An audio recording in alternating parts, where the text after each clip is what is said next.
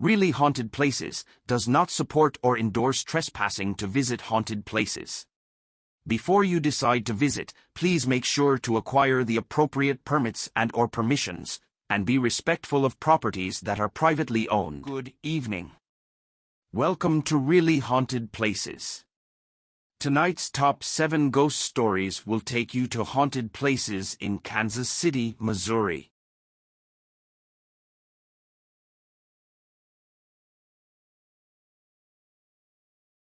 The John Wornall House was a place of refuge for tired and injured soldiers during the Civil War, and many believe some of these soldiers still remain on the grounds. The neighbors have reported seeing ghostly-looking soldiers on the balcony as well as ghosts in the yard. Some put crosses on their homes so as to keep the spirits out. From noises and voices being heard to a rocking chair in a child's room having orbs floating above it.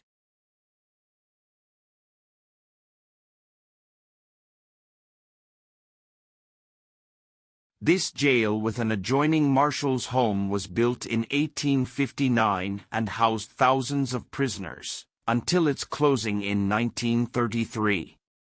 Upon entering, people are said to experience nausea and chills as they pass by the first jail cell.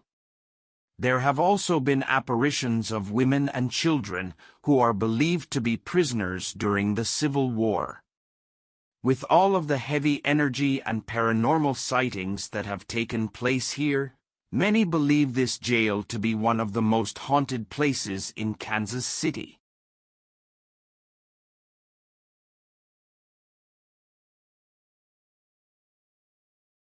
Sauer Castle is said to be one of the most haunted places in Kansas City. There is a lot of ghost stories here.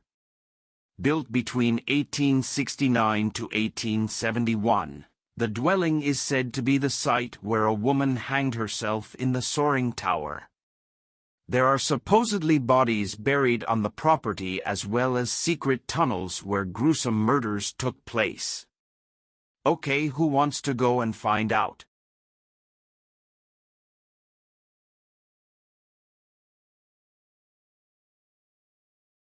Established in 1857, the church holds an interesting ghost story inside its walls.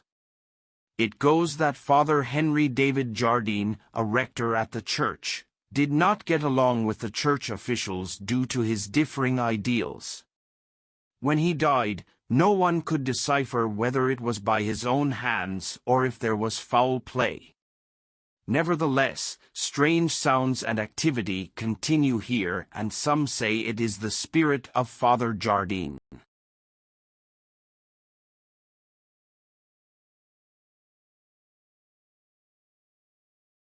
The Hotel Savoy, built in 1888 and located at 219 West 9th Street, has a long history of supernatural occurrences.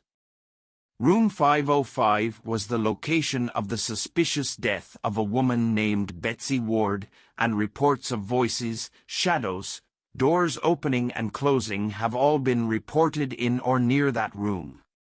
On the second floor, in 1990, the then restaurant manager was stabbed to death by his dishwashers, and there have been reports of the feeling of being watched in that area. There have also been EVPs recorded, and pictures showing orbs and figures including a little girl in Victorian clothing being spotted on the 4th floor.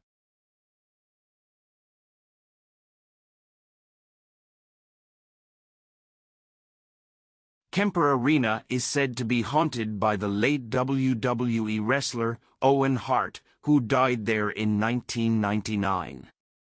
He fell from the arena's ceiling while attempting to dramatically descend as his superhero character, the Blue Blazer.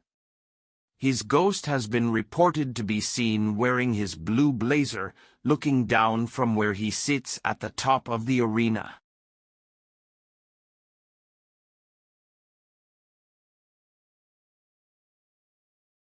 Also known as the Pink Lady, the Folly Theater was completed in 1900, and along with the adjacent Edward Hotel were at the center of the theater world in Kansas City for many years. It was managed from 1902 to 1922 by a legendary personality named Joe Donegan, who was talented at bringing the biggest showbiz names in the country to Kansas City. It is his ghost that is said to haunt the Folly.